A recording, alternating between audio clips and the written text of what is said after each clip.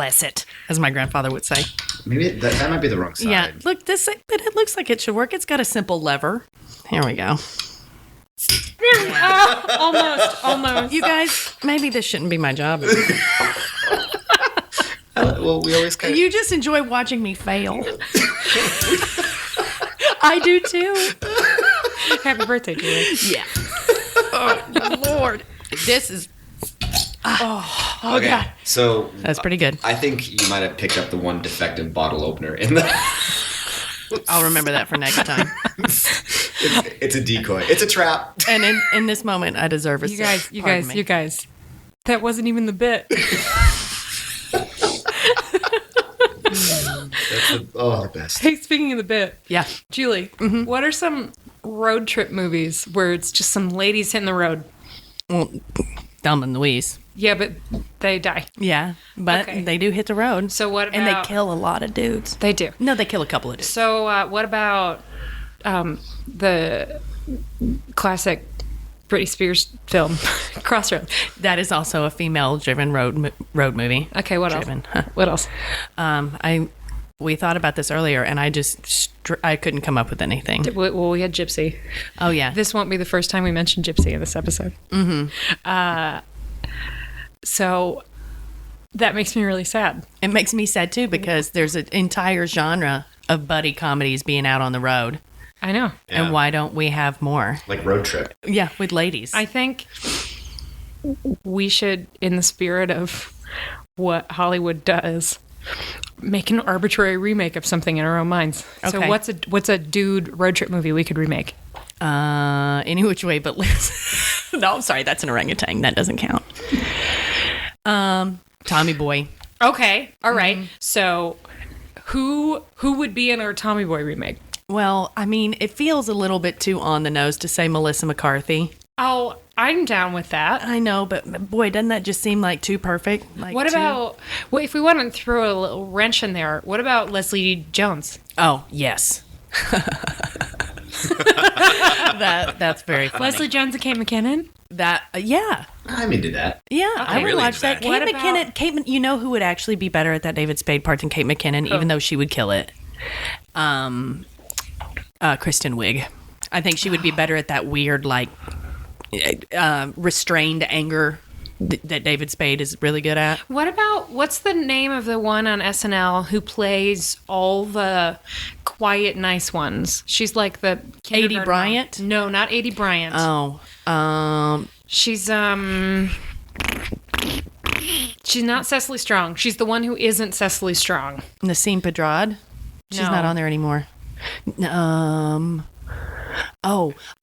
Reddish hair, kind Yes. of auburn hair, big brown eyes. Yes. Oh God, what is her name? Vanessa Bayer. Yes, Vanessa Bayer. Nice Oh, pull. nice. Nice pull. I'm gonna throw out an alternate here. What about Lottie Verbeek and Annette Badland? Ooh. Ooh. I really like that too because that's multi-generational. Right? So Annette Badland would be Chris Farley, obviously. Or wait, would Annette Badland be better served playing Chris Farley's father? That was the role originated by Brian Dennehy. yes, that's great. So Annette Badland. So then who? If Lottie Verbeek is David Spade? Okay. Oh. Man. I could just sit here and think about that all day. I know. I don't know. What if it's Lottie Verbeek and Lottie Verbeek? Yes! Print. Send it to print. Great. Let's make that film. So, hey, I'm Allison. I'm Julie. And that's Janine. Hey. And this is Podlander Drunkcast, an Outlander podcast. We are today talking about what, Julie? Outlander Season 1, Episode 14, The Search. The Search. Janine's making producer face at me. Am I too close? Too far? You're good. You're good. You're good. She's making producer face. I'm not drinking today, so I'm just hyper weird. That's all. I think that says really healthy things about all of us. So, the funny thing is, this episode, like the last one, Julie and I both went into it thinking, God, that's such a good episode. And then we remembered that it's actually half of a good episode and half of a episode, except for this one just should have been a good episode all the way through. This is an episode, like so many action films, that got tanked by too many montages. Yeah, there was too many montages in the kitchen. Yeah. It's like Speed 2 Cruise Control. I couldn't even get through that. I mean, the modern classic Speed 2 Cruise Control. Cruise Control. Get it? Because they're on a cruise. Mm-hmm. But it's Speed. And it's a boat, right? But that has to go that fast? Yes. Oh my God. Who made that movie? 2. Our Tommy Boy could definitely get made. You think so? Lottie Verbeek and Lottie Verbeek. Yes. We could also do like Melissa McCarthy and Melissa McCarthy. That might be more interesting. That is interesting. It has been a while since there's been a double casting like that. Yeah. Like if they were twins or so. Well, Tom Hardy did it just recently, but that was a dramatic piece. Oh, anyway. Lindsay Lohan and Lindsay Lohan. Anyway, so the little button at the beginning of the show is a marionette setup, and it is a woman in white surrounded by tiny paper mache dick rocks. And then these little fairies, and then poof, the little lady in white disappears. Who's that? It's Lottie Verbeek. And the puff of white is the smoke in which she's burned. Yeah, that's her pyre. Yeah. Anyway, so it's like Claire. It's the story of Claire weirdly being told, well, or the story of that song that Gordon Lightfoot sang back at the gathering. About the woman that touches the dick rock and disappears. The old folk tale. So that's how we open, is with that little guy. So it's also performance. It is. But this time someone else has disappeared. Mm-hmm. Who's disappeared? Jamie. I'll give you a clue. He's got a 6-pack and a Cornish game hen bag. Cheers to the listener who shared a photo in the grocery store of a 6-pack of Cornish game hens and sent it to us. Because it made me laugh really hard. Game hen, Cornish game hen, and a 6-pack. Yeah, it's Jamie in the front and Jamie in the back. It was just great. So the episode picks up pretty much right where the last one left off. Poor Ian's got he's down a peg leg, and he's up a sling. He really wants to go with them, but Claire just doesn't have time for this, and she actually looks at him and goes, "You're missing a leg." Like, she just cuts straight to the chase. Well, you're missing your leg because his peg leg. Mm-hmm. But because I always interpreted it that way too, and I was like, God damn, Claire, that is really cold. And then I watched it today and I went, oh, she means because he lost his peg leg. Oh, yeah. No. It's not like, you're an invalid, motherfucker. It's like, I know it's not supposed to be that way, but the delivery, because she's... You're missing your leg. Because she... Plant potatoes. Because she just has no time for this shit. She's got to go find Jamie. You're missing your leg. And one of the things I love about that scene is the whole time Claire is like a little, understandably Sturm and Dranging it, right? Like, she's very upset and she's on a mission and she just like can't deal with Ian saying he's going to come when obviously he's not, and Ian is so helpless and everyone is so upset, and Jenny is just marching around like putting shit away, giving instructions, getting things packed, finding her gun, just like plural. Yes. One in the front and one in the back. Just getting everything ready so that she can take care of TCB. Yeah. And I never even put this together. I mean, obviously we're told about it. She just had a baby, but can you imagine riding a horse literally hours after squeezing a human being out of your vagina? No. Yeah, well, she does it. Because first, I can't imagine squeezing a human being out of my vagina. Nope, it's very hard to imagine. Second, it's actually a little hard for me to imagine riding a horse because it's been a really long time, and I was never a horse girl. You were, weren't you? No. You weren't? Janine, were you a horse girl? I did ride horses in Boy Scouts. Oh. Yeah. But did you do things like draw pictures of horses and have posters of horses in your bedroom? Or did you read books about lots of books about horses? Did you read books about horses? No. Okay, then you were not a horse girl. I was not Every a horse girl. child is either a horse girl or deliberately not a horse girl. It's a gender neutral term. It just sounds like... Oh, sure. Yeah. Like brownies. I was never a Black Beauty person. No, my best friend in second grade was 1,000% horse girl. Yeah. Not me. Anyway. I did like the Horse Whisperer. Oh, yeah, Buck. Yeah. That documentary is actually quite good if anyone's interested. If you're into horses. Like, if you're a horse girl. You know what I'm saying? So, Claire, who's a horse girl. You know what? She might be a horse girl. A little bit. And gets ready to leave, and then Jenny just comes marching out with her stuff probably all like stuffed up.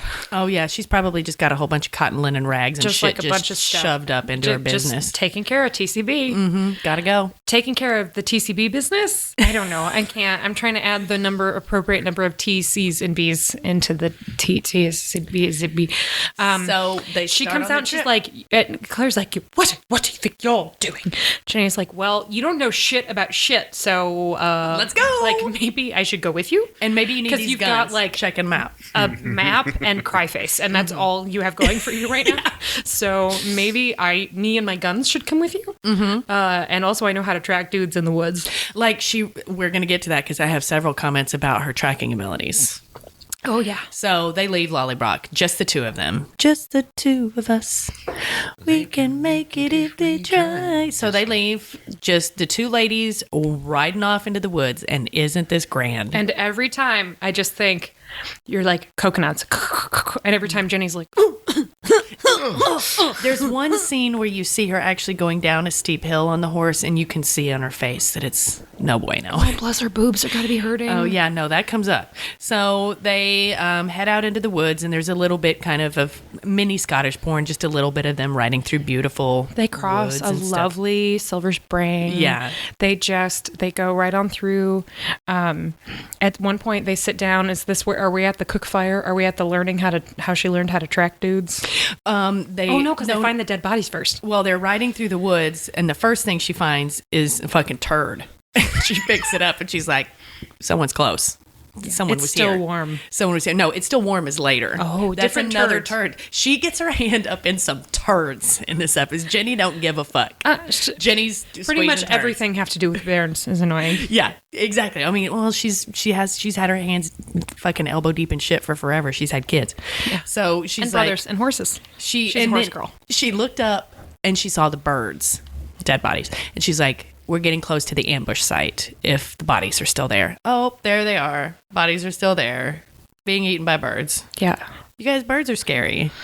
They really are. They're like little sharp, beaky dinosaurs. There were two things in movies that scared me as a kid. No, three. One wasn't my fault. Well, I mean, I guess none of them were my fault. But one was I had an aunt who showed me Cujo when I was like 5. Because she thought it was a dog movie. So dogs were out? I was a dog girl. I was not a horse girl. So Cujo just killed that? Well, no, I love dogs. Okay. But I was watching this movie that I shouldn't have been watching, and the little kid is fucking dying of rabies, and all of a sudden I hear this like, thump, thump, thump, thump. And I was like, what the fuck is it? And it was my aunt's completely harmless dog. In her sleep, her tail was just thumping, and I just screamed and ran out of the room. That's one. 2 is the scene in E.T. where he ends up and they incubate the house. Oh my God. Me too. Yeah, dude. Me too. And he's running and terrified, and Elliot's terrified. And all the scientists are in the big hazmat suits. I fucking hated that shit. I'm pretty sure that's why I still hate to go to the doctor. Mm-hmm. Yeah, because I really do. Do you have any idea how many times I've been to the doctor this year? Way too many. I think that's probably why I'm having some issues. Because it just really fucks me up. But 3 was the birds. The birds is fucking terrifying. Isn't it Jessica Tandy's character that she comes in and she's leaning up against the wall and her eyes are out because the birds, that's where they go. They fucking go straight for your eyeballs. Well, because they're like juicy jelly beans. Yeah. And so that's what we see here is, I think it was Bad Choices Billy Connolly. Yeah. Or halitosis. I can't remember which guy it was.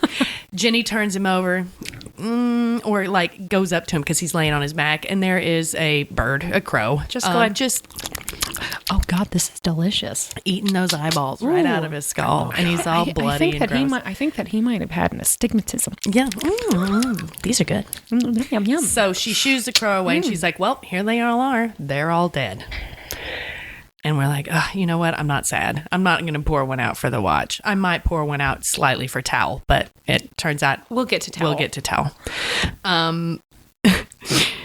What did I say? Dead watch. Jenny says some words. Birds, crows, eating their eyes.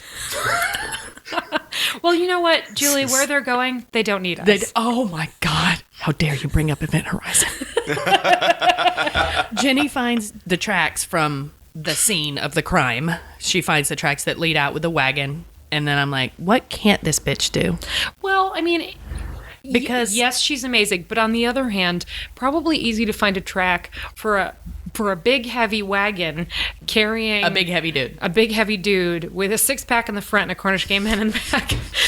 Right? Like, probably pretty easy to find. Mm-hmm. So she finds that, and then they're riding through the woods following the tracks, and this is the moment that I love so much in this episode. Jenny rides into the frame and she's like, oh, I'm bursting. And she gets off the horse and you think she's going to piss. So Claire gets off and starts to take a piss. No. That's not what Jenny is doing. Jenny has to milk herself. Jenny fucking milks herself into a cup. Because She takes down her bodice, whips out, pulls her out boob. what is presumably a Play-Doh covered bag of half and half. Yeah, how did they And do this? squeezes it into a cup. It looks incredibly real. It's like the pregnancy belly from season 2. I don't know how they did it. It's nuts. I hope that this was like a day when there weren't that many people on set and they knew it was going to be really intense. So instead of filling the bag with half and half, they filled it with like pre-made White Russians and then had everybody take a shot after it got squeezed out. Right? Like, I hope that they were, whenever they molded, I have no fucking idea how they did it. I don't know it's how just they did CGI. It really looks like her fucking boob. It looks like she's milking her, and Claire's like, I didn't know the milk came in that fast. And Jenny's like, does for me. Baby's just got to get his mouth on it. Boom. oh, I don't think it was the milk coming in that fast. I think it was the milk coming out that fast. Mm-hmm. Like, this person I grew up with used to say that her favorite thing was to pee fast and hard so the fumes rise up. And it was like that. You know how sometimes you pee and it's like...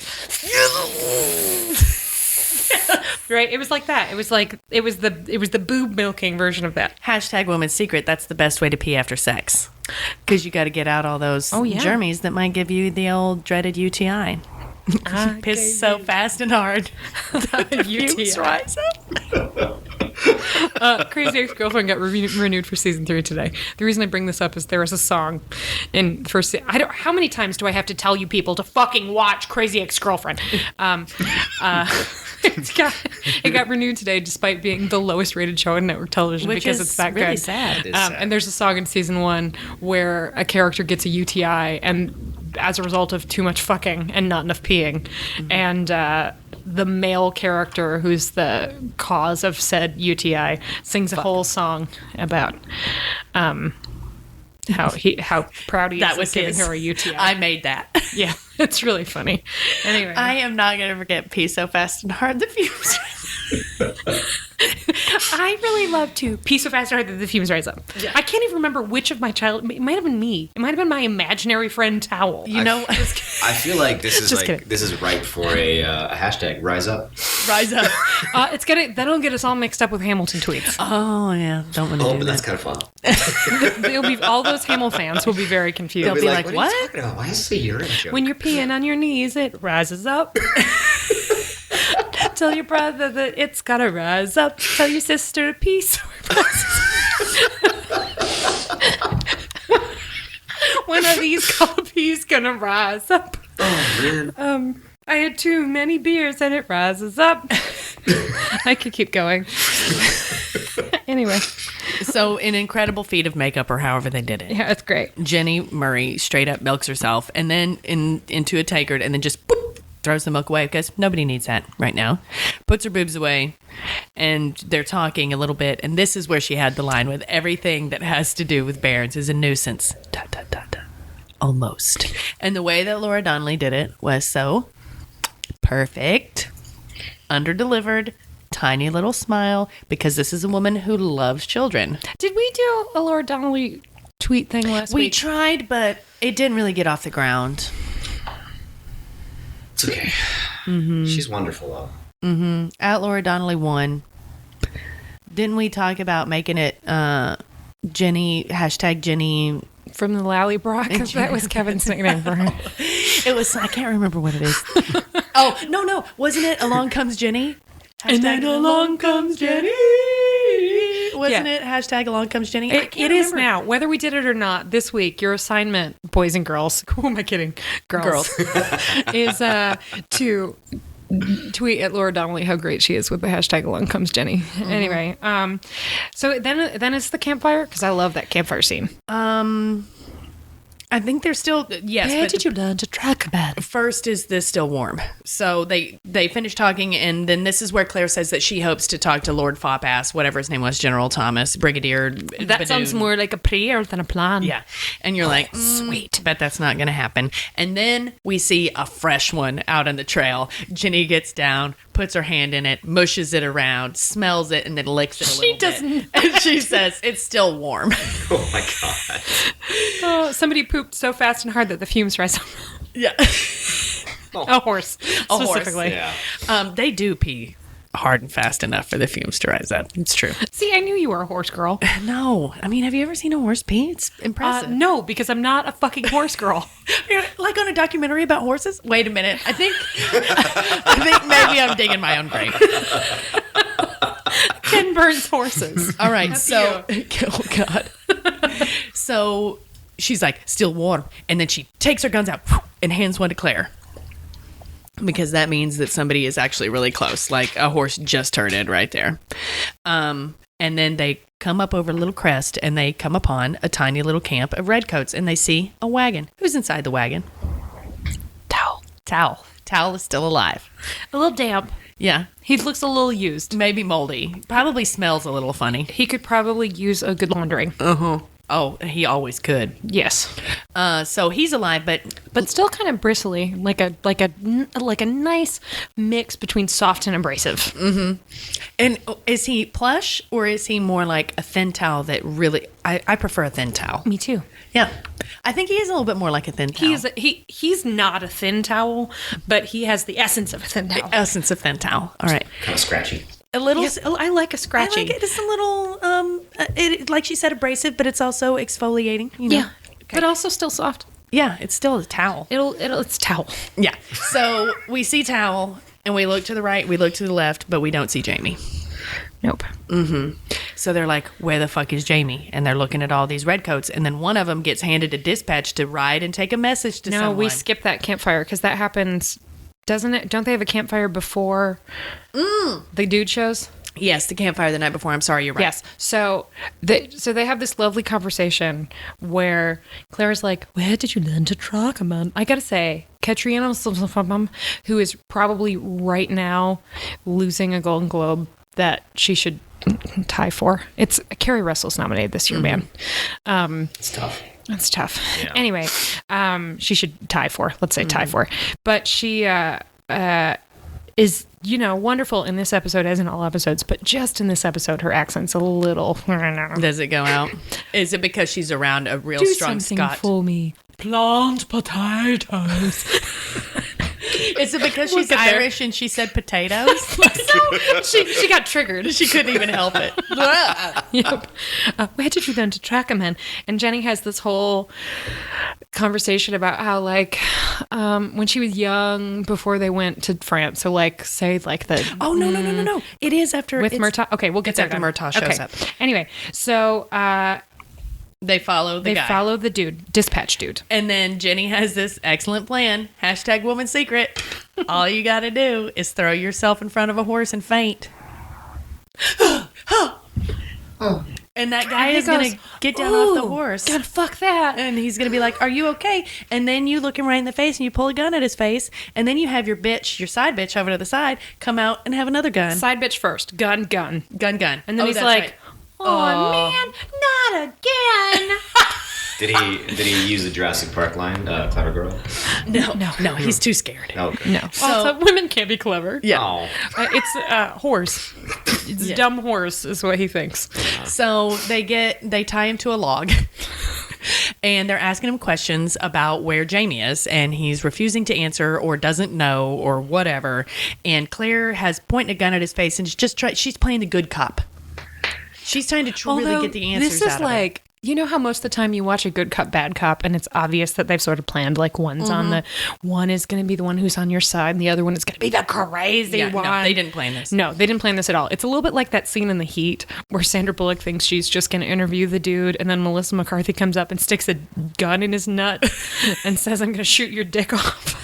And Sandra Bullock is like, honestly, the good cop, because she's like, I don't know what she's going to do. I don't know what she's going to do.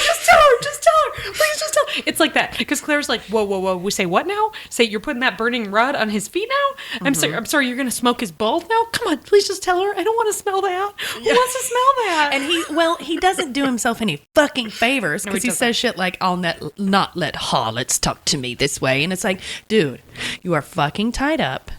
This woman has a branding iron that she's about to put on you. Why the fuck would you be using that language? And just because you want to fuck them doesn't mean they're harlots. Yeah. So she burns the shit out of his feet. Jenny Murray, hard as fuck. Just straight up burns his feet. And he still doesn't tell them anything. But he mentioned that he's like, oh, I can't tell you anything. I'm only a courier. And Claire's like, oh, wait. If he's a courier, that means he's got mail. So she goes over to his satchel. Saddlebag. Saddlebag. I am a fucking horse girl. Sometimes you learn things about yourself and you're not proud. She goes over and she's like, shh, Peanut, shh. Be quiet. Here's a nice carrot. Then she goes into the saddlebags and pulls out the dispatch that he was sent to bring. And as it turns out, Jamie done run off. Mm-hmm. Jamie escaped. And they don't have time to chase him down because they got to bring Towel to the prison. Mm-hmm. So they're going to tell the people at Wentworth to go look for him. Yeah. Or no, not Wentworth. At the other castle, the place they were before. Was it Fort William? The place they... Man, Fort William, maybe. Anyway, somebody else. So, hey, they're like, keep your eye out for an enormously tall and incredibly strapping redhead with a fucking fucked and up Jenny back. is like, oh, well, if they never get this, I guess they won't be looking. Rip. Throws it in the And Claire's fire. like, great, that's handled. And she goes to her saddlebag and she's like, Buttercup, shh, here's some carrots. And then gets out her little tiny medicine kit, not the big one, the tiny one. And Jenny's like, what the fuck are you doing? She's like, well, I'm going to fix his feet. No. And Jenny's like, Claire, we have to kill this dude. He knows too much. Claire's like, no. She's like, well, yeah. He'll come to out. Like, what are you thinking? And you can see that Claire is really upset by it. And it creates this tension where Jenny thinks that Claire is judging her. You may be my brother's wife, but I'll not be judged by you. Yeah. And eventually we may as well do this now. They have a lovely reconciliation conversation where Claire's like, I wasn't judging you. I was just coming to terms with the fact that, like, I would kill him. I would kill him, and I would have to kill him because I need to protect you all, and I need to find Jamie, and I that's not an easy thing, and it's a really nice. So they're fighting it out over here by Buttercup, and then all of a sudden, and then all of a sudden the horses get kind of spooked. They get a little, and Claire's like, "Here, I have a sugar cube. I have a sugar cube." And then you hear, and then you turn around. And there's a bright beam of light, and it's shining from behind a mysterious figure, and it's like sparkly. And all of a sudden, the world feels like a slightly happier, warmer place, and you feel safe, and kind of turned on, and definitely more interested in what's happening. And then the backlight goes away. And it's the fucking pamplemousse. Thank God. And this is the episode that created the pamplemousse, yes, right? Like, Murtaugh has been good the whole series because Duncan LaCroix, whatever, is really good. But this is the one. Mm-hmm. This is the episode for good or ill. This is the one where Murtaugh becomes Murtaugh. Mm-hmm. Murtaugh becomes the, like, determined, passionate, quiet, kind, scary, curmudgeonly, totally fuckable wonder that he is. Mm-hmm. So he kills the dude. So he just kills him. And then he pulls his knife out and was wiping it off and is like, next time, don't leave so many fucking tracks. I followed you clear as day until I heard the screaming. Yeah. And you got to think that at that moment, Jenny was like, oh, yeah. I got so busy tracking that I forgot not to leave them. Fuck. I guess we should have thought about that. And also, she just tossed her milk all over trees. Do you think that there are just like leaves out there dripping with milk? No, I think that the woods are filled with rejected fairy babies. Seriously. Look at, I am not taking one. All over the trees. Just a bunch of babies that were born with a cough. Being like, oh, thank God. Thank God. I've been living off of dirty rainwater. And then that baby dies anyway. Yes, and then the baby dies. Because that's life. All right, so Murtaugh has joined the party. This means that Jenny can go home now. And you guys? They spend a little time together first. They have a little campfire. Yeah, that's when she They talks have a about nice bedeviling chat. their supper. Murtaugh's like, you two are natural outlaws. And he swings like a big dead animal in their faces. He's like, dinner. And he holds it out like one of them is going to clean it for him. And they're both like, bitch, Nope. no. And then Murtaugh And he has goes, to clean that chicken. Fine.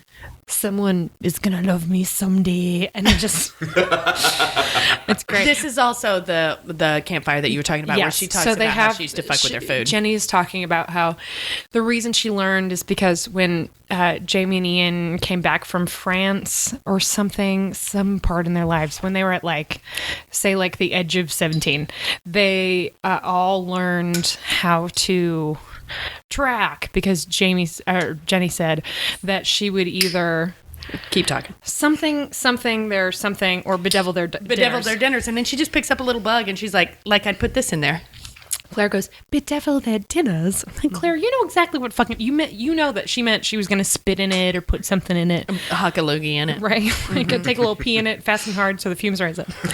I have a good bedeviling dinner story. I will make it very brief. Okay. I have worked in the restaurant industry for many years. Not anymore. Not anymore, but I did. R.I.P. And there was this place that I worked at in Fayetteville called Hugo's, and we had a big pickle bucket that you would have to go back and refill from the enormous, like 5-gallon pickle bucket. One time, this woman that I worked there before me, but this story was legend. Her ex-boyfriend came in. So she went back to the walk-in where the big 5-gallon pickle jug was, pulled out a pickle spear, pulled down her pants, and wiped her ass with a pickle, and then put it on his plate. You guys, it's real. It fucking happens. I just want you to know it. Don't be an asshole. The more you know. Yeah. Dun, dun, dun, dun. Oh man. So Jenny, like anyone, Maybe Jenny wouldn't go that far. no. Well, plus those bugs are probably rich in iron. Mm-hmm. They look like bloodsuckers. Yeah. It did look a little fat. Right. It's a plump little bug. So they have a nice conversation about that, and then the next day, Jenny's got to go her own way. She's got to go back to her baby. She's got to go home, back to the baby, and we all are very sad. And just so that everybody knows this, it's only 21 minutes into this episode when that happens. But it's really good. That first 21 minutes is incredible. There are still some really good things There's to come. still some good stuff, but there's also some incredible nonsense. So this is the moment I've been waiting for. So Claire is sad to see Jenny go because they've bonded and whatever, but she's got to get back to her baby, and so she can breastfeed. And because when we see his pretty face, I just had to get in one more. So they're parting, and Claire has some voiceover about how she's feeling the burden of the prophet. And she stops and she says, Jenny, when you get back to Lallybrook, do something for me. And Jenny goes, yeah, or whatever the fuck she said, whatever Scottish thing she says that's like, what? And then Claire opens her mouth, and out comes, plant potatoes. It is true. She did go weirdly Irish on potatoes. Plant potatoes. Before someone's after your Lucky Charms. Yeah. And Jenny's like, potatoes aren't grown in the Highlands. And Claire's like, but they will be. Mm-hmm. Yeah, it's like Claire kind of just straight up tells Jenny weirdly, obliquely, that she's from the future. Oh, yeah. She's like, in 2 years, there's going to be an incredible famine, and you need to be ready. What she says is, I mean, she tells her the future. Mm-hmm. This is, I don't know if it'll be made more evident in the show, but is in the books, that Jenny interprets this as her being some sort of witch, like white witch. And that becomes a real big deal and a sticking point in their relationship later. Oh, okay. It's really interesting.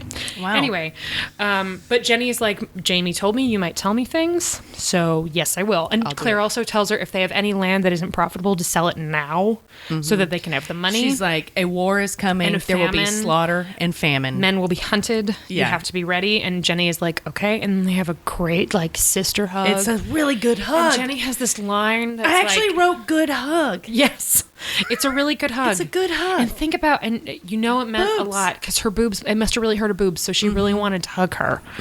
And probably halfway through the hug, Claire was like, oh, that's moist. And now I'm wet. And then a bunch of little fairy babies. my God. So hungry. Oh, God. Back to Pete's Dragon, and off they go. But after they part, Jenny says something like, I can leave knowing that you will do anything to get my brother back, because they had this conversation about murder. Murder united them, and murder will divide them. That's not true. That's not, that never happens. Pretty good, though. Plant potato. So now it's the Pamplemousse and Claire show. Variety show. It truly is. We're about to hit the road, and Pamplemousse is like, hey, we're not looking for Jamie. We want Jamie to look for us. Here's my fucking plan. Rightfully, and this is straight from the books. So the point is that if Jamie has escaped, the only way to make sure that he can find them, the only way to find him is to make sure that he can find them, because they can't go and search every cave, because he'll be going from cave to cave, so they can't go from cave to cave. So they have to be like, luckily he's got a pretty fucking distinctive wife. Mm-hmm. She's, like a loudmouth harlot with an English accent. She's a Sassenach. So at first, it's just that they go from town to town and tell everybody that she's a healer, because a lot of these people never saw a doctor in their entire lives, in these tiny small towns up in the Highlands. And so there's a scene of her pulling what looks like a fucking 2x4 out of somebody's palm, like a splinter, like this big. And it's just kind of all part of a voiceover thing where she's talking about going and doing these things. And then at night, Murtaugh would like to get his little jig on. He likes to dance. And so he would do a sword dance, and it's not very good, but he's very proud of it. Well, he thinks it's very good. Yeah, but it's not. So the whole racket is Claire is being a healer and a fortune teller. Like she reads palms. Murtaugh is sword dancing and having fruit thrown at him, and it is like an avalanche of fruit, like a landslide of fruit. It's all the fruit. I mean, aren't those people hungry? And also, how often do they see fruit? Maybe it's like potatoes. Maybe it's more like just clods of dirt. Yeah. I really wish it was, because them throwing actual you food take at him. Those unkind words about potatoes out of your horse girl mouth. Potatoes.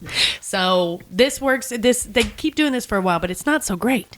And then one time they're in a town, and who do they see that makes Murtaugh think of this? What's the inciting incident that makes him come up with the Sassenach idea? Oh, well, that's Claire's idea. No, so I want to skip this. And her being a fortune teller, one of my favorite moments in this episode is she's sitting down with this woman, and it is both really funny and really sad. She's telling this fortune. She's basically just doing exactly what Mrs. Graham does in the pilot. Like, this line means this, but this line is forked, which means you're going on a long journey, but you're going to stay put. And this line means you'll meet strangers, lots of strangers, like a large, red-headed, strapping Highlander stranger. Have you seen anyone like that? She goes, no, my husband is short, fat, and lazy. I think I'd remember if is the journey I'm going to take with this tall, strapping Highlander man. And Claire gets real sad. And then eventually she's like, you'll live a long and happy life. And the woman's like, oh, God. And she goes, but your husband won't. And the look on her face, the lady is very happy. It's just wonderful. Anyway, so she's doing that from town to town, all the time. Also, Murtaugh gets very mad that she's fortune telling while he's dancing, because he was distracting the audience. She's taking his thunder. If you watch this episode, there may be some of you out there who've been watching, who just started with us with season 1, right? Like, you haven't listened to or maybe even watched season 2 yet. If you are, you may be a little perplexed why it is that we are so enraptured with Murtaugh until this episode, and now you know why. Right? Like, watching him be so mad that Claire was telling fortunes during his completely average, bordering on subpar dancing. It's not good. He thinks that she was distracting from his artistry. While people are actively throwing food at him. In the way that only a confident straight white man at an open mic can. Yes! Right? Like, girl, why were you talking during my set of Jason Mraz covers? Why were you talking during my spoken word? Why were you talking during my stand-up set? Come on, I was telling jokes about boobs. Mm-hmm. That kills. And then you had to distract them with your boob mouth. Oh, so it's a it is the puppet show. No, because they go out and Claire is like, and it's not working. And Claire's like, this isn't working. And this is never going to work. Murtaugh's like, not with that attitude, it won't. Yeah, he like actually says literally that. straight up quote from an inspirational poster. He's a kitten hanging Not in with there. that attitude. Murtaugh is a kitten that hangs in there. He is. I will miss his happy face. If the kitten is like kind of a bobcat, though, Yeah, but like a slightly mangy one. maybe a little bit mangy, but not too mangy. And also human, and you would lick him. maybe mangy like Chris Cooper in Adaptation. Does anybody know what I'm saying there? Yes. Why would I But vote with him? more teeth. Yes, more That's, teeth. I mean, that's a big difference. It is a big difference. It's but way, like, Chris Cooper in Adaptation is like, incredibly God, sexy. Why do I want to fuck him? I want to fuck him so bad. Murtaugh in Outlander is like, oh, well, clearly I want to fuck him. But it's kind of the But same. I've got to be prepared for how it might smell. I've got to be prepared for possible crabs. Lice. Lice are more likely than Body crabs. lice? I don't I'm not sure that Murtaugh's hitting it all that much. He's devoted. You're right. He is devoted. Right? He's like a knight. He's Yes. a knight. Yes, he's been loving the same woman for many weary years. We'll get there. He's been afraid. I can't do it. He's been afraid of what? Of changing. Because he's built his life around her. Oh, you too. Okay. Oh, just wait. There's more coming. Oh, yeah. So he says, not with that attitude, blah, blah, blah. And she's like, you need to jazz up your number. And he's like, jazz. And I'm like, And to her, here's a mistake. There aren't that many moments where I think, God, Outlander writers missed opportunity. But they really missed an opportunity to have Claire go, yeah, jazz. with the hands. I hope you could hear my hands in that. Yeah, jazz. So he's like, what do you mean? And she's like, you need a better song. Yeah. And then she sings, he was a famous trumpet man from out Chicago way. He planted lots of potatoes and his something.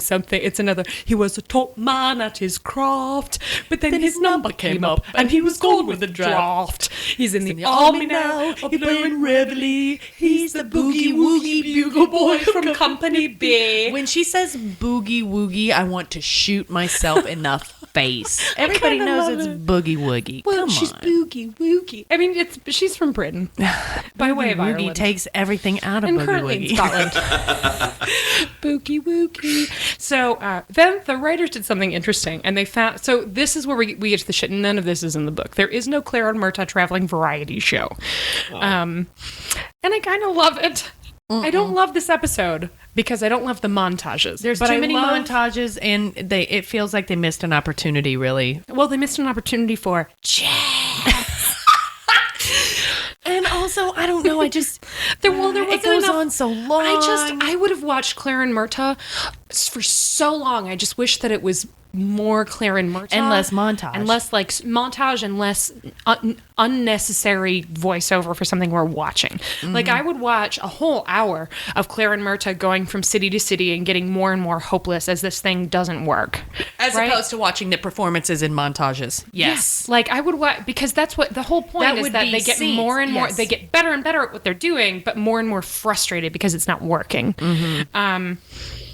And they start sort of spatting about it and And just to be clear, he dresses her up as a man, calls her the Sassenach, pushes her on yes, stage. because he hears the song. Yeah, it's good to get back to this. So he hears the song, and he knows that like this is the way, and they're gonna go this way. What is this the joke that you were talking about earlier? It's not done yet. Oh my god. Well, then keep going. Good grief. Oh, it's gonna keep coming. So they okay, it's fine. I'm done. We'll get back to it. So they get ready. Murtaugh's like, that was a jaunty tune, but you need Scottish stuff. Yeah. This needs to be Scottish. I have a wee idea. And then he turns into Mama Rose. He puts her in a great costume. That is a really good costume. That waistcoat is incredible. Oh, it stinks. But it is really cute and sassy and kind of hot. Mm-hmm. Like, it's kind of hot, but it really looks like it was maybe puked on. Mm-hmm. Definitely sweated in a lot. It's like Murtaugh found somebody's gym clothes that happened to be like a juggler's outfit and fit a woman. And he puts Claire in this, and then he literally shoves her on stage. And she sings, she's very nervous and uncomfortable, but sings this song that he basically pieced together that's the tune of Boogie Woogie Bugle Boy and the lyrics of a real song, Reel on Bogey, I think is what it's called. Mm-hmm. It's an actual traditional Highland song. Oh, interesting. That they like fuck up and piece together. Like Boogie Woogie is obviously not in that song, but it's Reel, R-E-E-L, on B-O-G-I-E is the song. It's interesting because they do mention so many different locales, which is canny, because you know how that works with music. Whenever somebody's like, Detroit! Like, Yes. Motor City! Yeah. Like, anytime that there's a rock song that calls out a city or what, it's just... It means that people from that city will... Houston, Boston. Yeah. What's the third one? DC, San Antonio, and the Liberty Bell. Baton Rouge. Houston, Austin, Oklahoma City, Seattle, San Francisco, too. And then we get to Detroit. Guys, if you don't know about our love for Huey Lewis and the News, Heart of Rock and Roll, welcome. Do this for me. The next time you're at karaoke, just sing that one because nobody can sing that song badly because it is just too much fun and it's actually not that hard. All you have to do to make people scream like idiots is make sure you hit The heart of rock and roll is still beating. So this is Murtaugh way back in 1743 figuring that formula out. So you know what? Kind of canny. Yeah. Also, it's basically a mashup. Mm-hmm. And then he goes full Mama Rose and literally pushes her on stage. Mm-hmm. And she's like, I don't want to perform anymore, Mama. She's like, sing out, Louise. No, I can't do sing out. How would you do sing out Louise in a Scottish accent? Sing out Louise. I can't even do it. I can't even do it. Sang. I've got sing. That's all I got. I Sang. got nothing. Luckily, one person in the Allison, I've never seen Gypsy. We talked about this. I know. God damn it. You're very sad. We're going to do it. I'm going to watch it. I want to watch Patti LuPone's.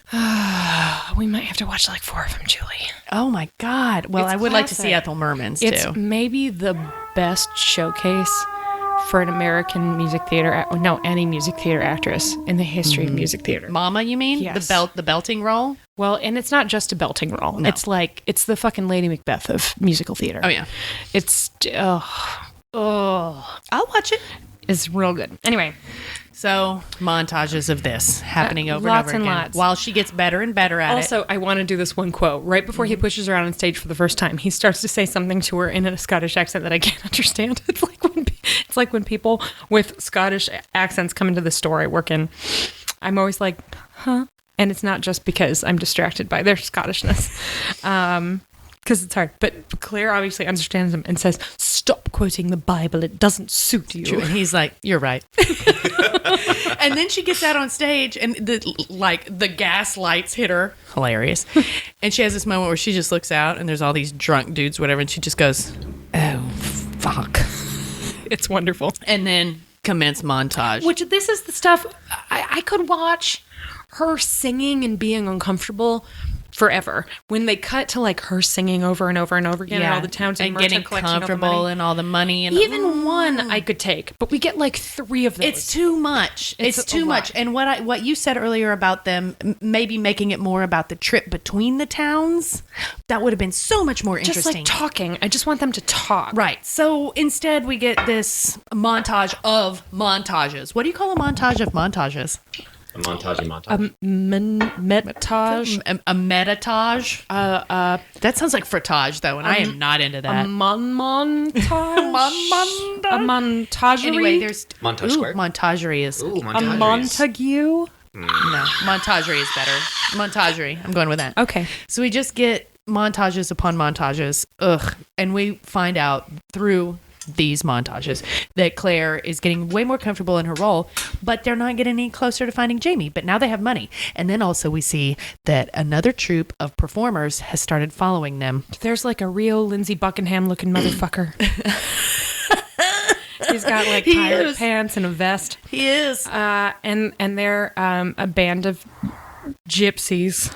Yeah, which is what they were referred to in the show, and I'm sure that's, oh God, it's just horrible. But whatever. So eventually, you see him watching them a lot, and this is never mentioned because it's not what they're doing it for, but they're like obviously raking in the dough, and then all of a sudden they arrive in some town, they're watching somebody else do an act, somebody else do a sword dance, and he's really good. He's really good, and dancer Murtaugh is very good. Pissed. He's like, this clodhop has no sense for the tune. And he's weirdly dressed a little bit like Murtaugh.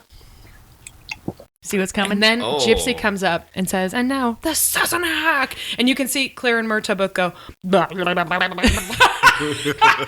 And then this woman comes out who's not as beautiful as Claire, and but also not British. Is actually a better performer. Well, it's true in both cases, right? It's like they perform for a living. Like children, just because you're better at something than other people doesn't mean you can steal their thing. Mm-hmm. That's true. That's true of improv troupes that get ripped off by SNL. That's true of like little tiny itty bitty writers that get ripped off by big famous writers. Mm-hmm. You can't steal somebody's something just because you're better at it than they do. But these people are way better than Claire and Murtaugh. Are way better. Like the woman who is doing the Sassenach has got all these like dance moves that are very lascivious and like about fucking, because the song is a body kind of song, and she's really into it. And it's like, Claire, take some notes. Because again, the reason they're doing this is because they want Jamie to notice. So the whole idea is occasionally you see posters, they cut in these mini montages, posters of a woman dressed like a man, and it says the Sassenach. So then they have to have a sit down. Right. They are mad about the gypsies because obviously there can't be two Sassenachs or Jamie won't be able to find them. And then fucking Lindsey Buckingham and Claire have an understanding, which is, this is for love. It's either politics or love, right? Isn't that what he says? Well, it's like they have this meeting, and she says, stop singing the song. And he's like, no, I won't. You can't stop me. Songs are like a bird on the wind or some shit. She's like, no, seriously, just like this song. Just this song. Here's all of the rent that Jenny gave me from Lallybroch. Here is a big bag of money. Sing this song. And you can see Murtaugh go, right? So she gives this gypsy all their money, and he's like, great, won't sing it anymore. And then, of course, he is going to. So they leave, and Murtaugh's like, you're a fucking idiot. He's gonna keep doing it. That's what gypsies do. Murtaugh might be a little bit racist. I've been reading all of Sherlock Holmes because I'm reading Sherlock right now. And I had only read like a couple of the stories. I hadn't read all of them. So I'm making my way through them. And oh my God, the Sherlock Holmes stories are racist. Racist as hell. Oh, they're so racist. And they're wonderful, but it's like, you have any idea how many black heathens there are in the Sherlock Holmes stories? Jesus, it's really bad. Mm-hmm. Anyway, that's also anybody who isn't white. Yes, that's anyone. India is full of black heathens. It's just, it's really super racist. Anyway, so Claire and Murtaugh are really at odds. And as anyone who's ever taken a road trip knows, this is an inevitability. You're going to have a blow up. It doesn't matter how much you like each other. Eventually on a road trip, you're going to come to blows. There'll be a fight. Claire and Murtaugh have reached this point. Mm-hmm. And they're sitting in this cave on a beach, because this is when they've reached the end. They have gone all the way to the northern coast and there's nowhere else to go, and they're not any closer to finding Jamie, and it's like, oh well, I guess we have to go back to the beginning and start over again. Yep. So they're mad. They're really, and Murtaugh's like, this isn't gonna work, you're stupid, and Claire's like, it was your idea, you're stupid. And they're having this fight, and eventually she's like, well, maybe this is easy for you because you've never lost someone you love. And then Duncan Qua, he's so fucking good. And he says, here it is right here. This is the you know everything lasts, don't you? And he gets up and he stares at the ocean, and then he starts to have this monologue about how he once loved a woman and she loved someone else, and he needed to prove to her that he was the kind of man she wanted. So he went on a hunt and he killed a wild boar with nothing but a dagger all by himself, and the chieftain was so impressed, presumably call him that he waddled over and told Murtaugh that he could have this one part of the boar. And Murtaugh decided he would take that one part of the boar and make bracelets to give her. And then Claire pulls out of her bag 2 bracelets made out of tusk. Is that the joke? Oh, it's still going. Oh my God. I thought for sure that you would see that. Do you have any idea how many titles of Fleetwood Mac songs I've worked into the last 40 minutes? No, because I ignore Fleetwood Mac. I got the Lindsey Buckingham reference. I've got more coming. Oh, I worked in Landslide. I worked in Edge of 17. Wow. I did hear Edge of 17. I was like, what the fuck? Don't stop. There are more coming. I've got more. I've got more. God. Guys, but anyway, listeners, dear readers, Julie fucking hates Fleetwood Mac. I really do. If I could ask something, this week, No. you won't be hearing this for 2 weeks, but this week is Julie's birthday. I won't say which birthday, but it's a big one. it's my 40th. It's her 40th birthday. Julie does not like her birthday, but whatever. She's going to be in fucking New York this weekend. And I know you won't be hearing this for 2 weeks, but in 2 weeks, please celebrate Julie's birthday by doing one of 2 things. No. Either sending her on Twitter a YouTube clip of a Fleetwood Mac video or sharing with her your personal hatred of Fleetwood Mac. Either one of those things. And let's do... Except for the song Dreams, though. That's a fucking righteous jam. Oh, that's coming in later. I got a really good one for that. I've got 2 in that scene coming up. Oh my but God. I've been waiting so long to go, Tusk! You have no idea. That's pretty good. That was what pushed over the edge for me. Tusk! Here's my question, though. Say that you love me. Here's my question, though. She's been carrying those things this whole time? Why? They're her belongings. She didn't leave any shit at Lallybrook. First of all, she doesn't have very much shit. But she could have sold them. No. But Family so heirloom. right, but it felt weird when she pulled them out on the beach. It was a little too neat. Do you know what I mean? That doesn't... But that's not taking away from anything that Murtaugh does in the scene. And it's both of them, actually. It's a great scene. They're great together. They hug and she cries. It's really good. And that's when you get... a little Murtaugh has a bow line tie. about, like...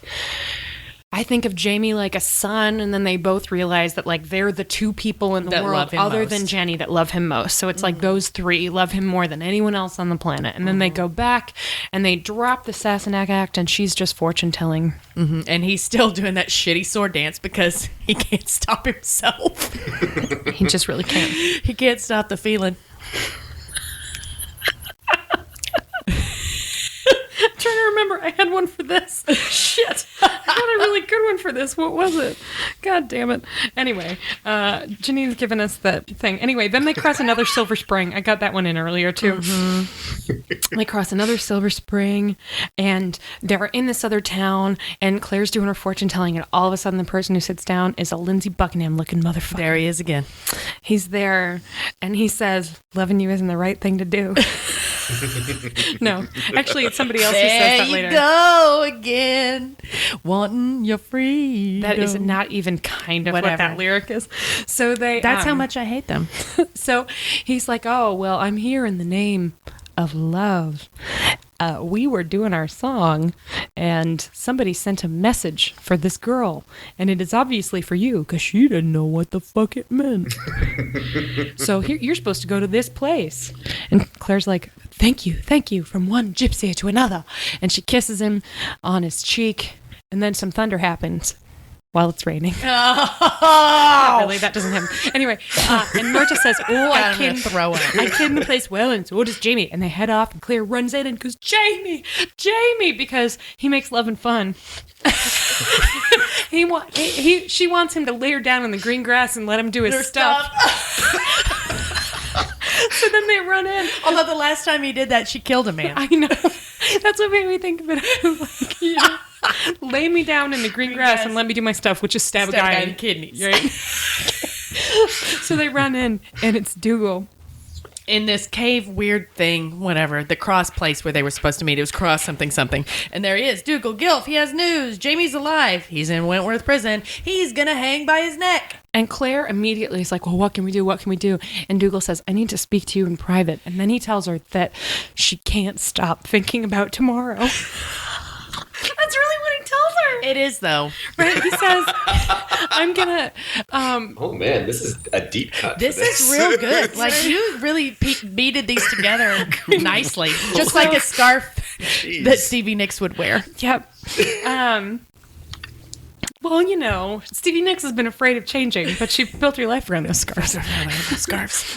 Anyway, so they're having this conversation, and Dougal's like, well, why don't you just marry me? And Claire is obviously really pissed. And he's like, listen, use your brain. You're being clever, but not wise. Yeah. Oh, it's a great line from the Gilf. Oof. Second most fuckable person in this episode. 1, Murtaugh. 2, Dougal. 3, Jenny, but that's just because I'm only sort of into ladies. Yeah. 4, Claire. 5, everyone else. Last, Lindsay Buckingham looking motherfucker. No, last, towel. Oh, no, last, corpse missing eyes. Yeah. Okay. Second to last, towel. Third to last, Lindsay Buckingham looking motherfucker. After Claire, fake Claire. Yeah, the assassinate. The assassinate. Anyway, and Claire is like, no, loving you isn't the right thing to do. And they have this spat, and he says, what would Jamie want you to do? You're going to end up in... WWJD. What would Jamie do? WWJAMMF. What would Jamie Alexander Malcolm Mackenzie Fraser do? So he's basically like, look, bitch, he's gonna die. And she's like, no, but you only want my land. You only want this for Lallybroch. And he's like, so? Yeah. She says, so the first thing that happens when your nephew is about to die is you make a move on his wife, your supposed soulmate's best friend, and somewhere Galus rolls over in her pile of ashes and thinks, players only love you when they're playing. Oh, damn. Man. This really actually goes to show how much Allison knows about Fleetwood Mac. Julie, I put Fleetwood Mac on Alexa and I listened to it all day just to prepare. No, I'm so sorry. I love Fleetwood Mac. It's fine. This is the thing we I learned. heard Tusk at least 4 times. That song is racking. We've learned today that Julie's a horse girl. No. Yes, you are. Alice is most Fleetwood Mac. Mm-hmm. Who doesn't? Julian of List. Yeah. Anyway, I think that's about it. The last note I have is he tells her she can't stop thinking about actually have something. Oh, I meant for Fleetwood Mac jokes. Oh, okay. So Claire finally you're is on the like, list. wait a minute, Gilf, you're right. This sucks. Look, but I have to try. I have to try to save Jamie first. Here's the thing. You give me the chance to try to save him. You let me take some dudes with me. He's like, I won't tell people to go, but they can go if they want to. They can go their own way. They can go their own fucking way. And then if I don't save him, if I don't save him, if it's all for naught, I will marry you. And then they shake hands like dudes. Yeah. And then they go out, and Claire and Murtaugh are like, come on, dudes, who's going to help us? And Angus and Rupert are like, nah, man. I mean, I really like Jamie, but... Nah, man. And then, this isn't a Fleetwood Mac song, so this is for you. Willie. Then, little Willie won't go home. Because you can't put Willie down. Willie won't go. I wrote Little Willie will go. Oh my God, Julie, high five. I can't believe we both went there. So well, we made that joke before, and I'm like, Little Willie will go with them, whatever. Go to the prison. Because you can't put Willie down. Willie will go. Yeah. So Willie says it, and then all of a sudden Angus and Rupert realize they're being fucking pussies. They're like, well, fine, I guess we have to protect Willie. Okay, we'll go. And then Claire is in the lead of, what is it, like 5 dudes? That was the easy part. Yeah. And it's like 5 dudes and Claire riding towards Wentworth Prison, and Claire is in the lead. Blackout. We see Wentworth, and then it just blacks out. It's what, as we say in the biz, is a crackerjack ending. I do not want to watch the next episode. Hey, actually, this is a good time to say this rather than saying it once you've already downloaded it. If you're watching for the first time, or if you forgot when the next episode is, if you are a person for whom sexual violence is triggering, you should skip the next episode. It's not going to be very funny, because how the fuck are we going to make jokes about this? It's going to be a very short episode because it's basically going to be a recap. I can't. There's nothing funny about it. Well, Claire and the prison guy. That's kind of funny. Oh, the scene with the warden? Okay, maybe. Also, we can talk about her wolf fight. That's not funny, but we could make jokes about it. Yeah. There's her stumbling into that dude's house. Pretty much anything with Claire. And then the very end, right? The Deus Ex Machina. Yes, the Deus Ex Machina. You welcome. So it won't be that short. Yeah. Right, you're right. Well, and You're honestly, right. It'll be 2 hours Julie, long. we're not just about the jokes. We're about substance. You're right. We'll have substantive things to say. They just won't be very funny. The point is, if you're listening and you are in any way triggered by sexual violence, I would skip the next episode. Do not watch it. Neil already has said that he will be watching it with me when I watch it because it's where he stopped. He hasn't seen it. So Julie and I have been talking about whether or not we want to have a dude on the show. If Neil watches it and he has any sort of, well, like he wouldn't have a strong emotional reaction. If he has a strong emotional reaction in a way he should talk about, he should come do the show. Okay. We should have a dude. Not that you're not a dude, but you're not watching this one. I'm Janine. You're Janine. Janine, don't watch this one. Yeah. You, I mean, you only watch one per season, but it's just not any fun at all. Okay. It's a remarkable piece of television. It's the requiem for a dream of television episodes. I don't ever need to see it again, but I will watch it again for you. I know. That's what I said last week, you fucking listeners. Why the fuck? I love you. So but skip it. God If damn you're it. triggered, skip next week. You just skip. It's like, oh my God. It's like at the end of A Muppet Christmas Carol when Rizzo and Gonzo are like, oh, it's getting really scary. We'll see you in the finale. And then they disappear for the rest of the episode. It's like that. You could be the Rizzo and Gonzo of this moment. You could just skip and we'll see you in the finale. Yeah, and then you don't have to live through But we'll be here. it. All right. So costumes. On a scale of... This one was interesting. Yes. Let's say on a scale of an episode. Did you ever see Tracy Takes On? Tracy Ullman Show? Oh, yes. Well, I've seen clips from it. I've seen her do Camilla Parker Bowles and... Okay. Oh, that's so shit's let's so funny. So She let's is do, fucking funny. Let's do... Oh, wait. I'm sorry. Women aren't funny. We got... Hey, new listener who tweeted at us with the hashtag Women Aren't Funny. It made me laugh really, really hard. Thank you. Thank you. Anyway, so on a scale of Ken Burns' Horses I love that film. to the Tracy Ullman Show, or Tracy Takes On, or the Catherine Tate Show, any of the British female-driven variety shows, where does this land? Oh, well, that's interesting.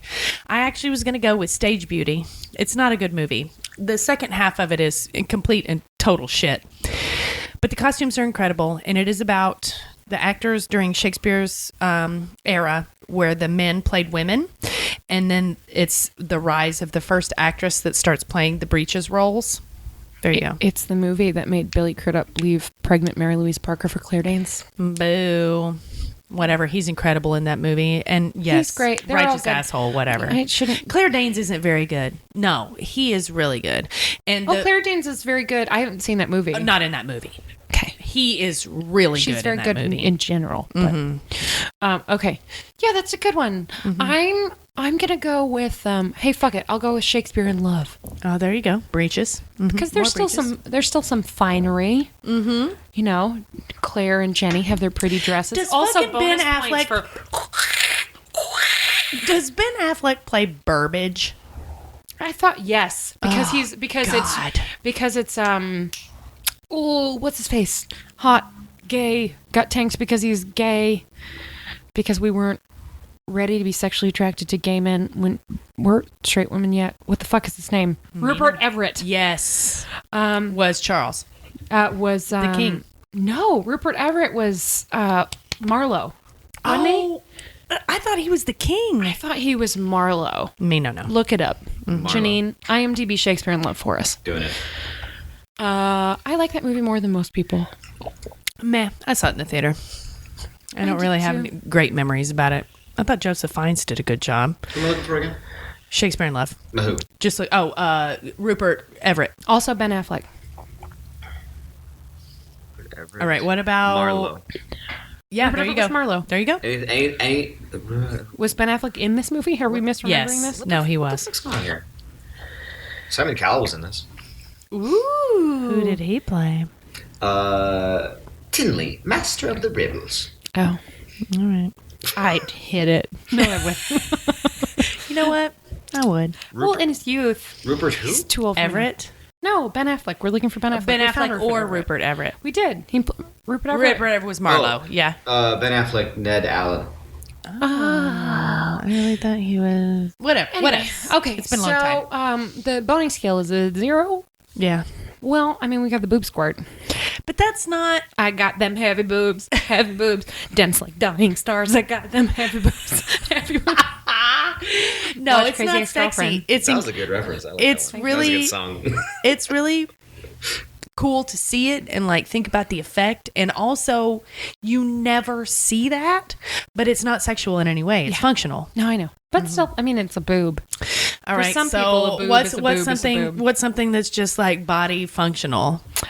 What's the exhibit where they cut up dead bodies? Oh, fucking life worlds. Like no, Body Worlds. Body world. body. What is it called? Where they cut up the body pieces? I found that very upsetting. I've never seen it because Body I know Wars? No. Body Worlds. What? It's like a museum Where they exhibit where they. Body Worlds. Oh, God, what is that? Bodies everywhere, and not a drop to drink. Yeah, where they like dissect corpses and they like have them in thin At first slices I or was like really running or interested, right? dumping Like I a was- basketball. That was the shit that bothered me, because at first I was like, "This Bodies. is It's called Bodies, the exhibition. It's just Okay, called bodies. bodies. Oh, I really thought it was something. bodies." I think so. Body, got me bodied. Get me body, get me. I want it to be known. Oh, no, it's called Body Worlds. Body Worlds. Okay. So I want it to be known that I think that might be the very first Beyonce reference we've had on this show. At the very least, it's the only Beyonce reference man. of this I talked episode. about Lemonade when we were talking about things from 2016. Okay. Regardless, one person made a Beyonce reference this episode, and it was not me. That's true. It wasn't Allison. All right. Last, getting up to get a beer. Whenever. I know. After the first 20 minutes. Well, because you could always are, just pause it, or you could wait for a montage. Odds are it was a fucking montage. Just you don't even have to bring it. You don't have to utilize your living room cooler. Is what I'm saying. You don't need to deploy it. You don't need Gladys there by your fucking lazy boy. You should just listen carefully to the sound of your loneliness, like a heartbeat drawing you back to the stillness of remembering what you No. had and what you No. lost and what you had and No. what you lost. No. Did you know that thunder only happens when it's raining? God, man. God damn it. Tusk. I've been fucking Rick rolled. I've been Nick rolled. Nick's rolled. Nick's rolled. Nick's rolled. I mean, she's a gypsy. It just, I couldn't believe. I mean, there are a lot of. It crosses over a lot. What shocked me is that it didn't occur to me to make any Fleetwood Mac jokes until I got to Tusk, and then I went diddle, diddle, diddle, and I went back through the whole episode, and it was like, there's one. My favorites were every time I said Silver Spring, and nobody batted an eye. No, I don't even know what that is. You're so used to Scotland porn that you don't even know. You know Silver Spring. You could be my Silver Spring. Nope. It was in fucking The Gay American. It was in a play I directed you in. Don't care. Don't remember it. Time casts a spell on you, but you won't forget me. I'm ignoring you, Janine. This is just becoming a karaoke session. All right. Hey, what were we drinking today? Well, today, unfortunately, we had already drank our allotment from Empirical. Love you guys. Love you. So today we are once again drinking our own dollars. I brought a 6-pack of Lagunitas Little Something Something, which is a kind of hoppy American ale. Very tasty. And Allison brought a couple of Yum Yum, Three Floyd's Brewery. Yum Yum Three Floyd's American Session Ale, and those are really good. Yes, it's very tasty. We also, as always, need to thank our Patreon patrons, Amanda Newton, Beth Lack, Kathleen Moniz, as well as all of the rest of our patrons, all of whom are wonderful, you're beautiful, magical humans. How do we get more? Continue to do a good show. Can we be cool? All right. I think so. All right. People are. we've had lots of people in the last couple of weeks saying a friend told them to listen to the show on Twitter. So I think you all are doing a really nice thing. Yes, thank you. Just tell your friends that like cussing and boozing And write us a review. and doing it. Those of you who left us a review in the last couple of weeks, they made us laugh really hard and they were really wonderful. So thank you. All the hashtags and the silly things that you put in and the fact that you all like Dick Fox so much still after all this time. It makes me really happy. I wish that he could come back for season 3, but he did. He's dead. He is really, oh shit, spoilers. Je suis spoiler. Je suis spoiler. Whatever. You don't even know who Dick Fox is dead. yet. Who cares? If you like the show, find us on Facebook at facebook.com/podlandercast. You can find us on Twitter at podlandercast. You can support us on Patreon at patreon.com/podlandercast. Or you could just tell your friends or listen on iTunes or leave a review or whatever. We will be back a week from today because we have a gap week. Right, Janine? We're going to take a break. Yes, after this we're one. off next week. Maybe if we're feeling punchy, we'll do 20 drunk minutes on something else, like Julie and I did that one time with TV. Or a possible guest host. Oh, something. But regardless, a week from now or 2 weeks from now, we'll be releasing Wentworth. If you do not want to listen to an episode about sexual violence, skip that one. I will still have wolf jokes. Come on. Who doesn't want to make jokes about wolves? I can make jokes about wolves. I can make and then the Deus Ex Machina. Yeah, Deus Ex Machina, man. Anyway, and then hopefully we'll have a date for season 3. We've got more fun shit coming up for you. So thanks for listening. Bye. Bye.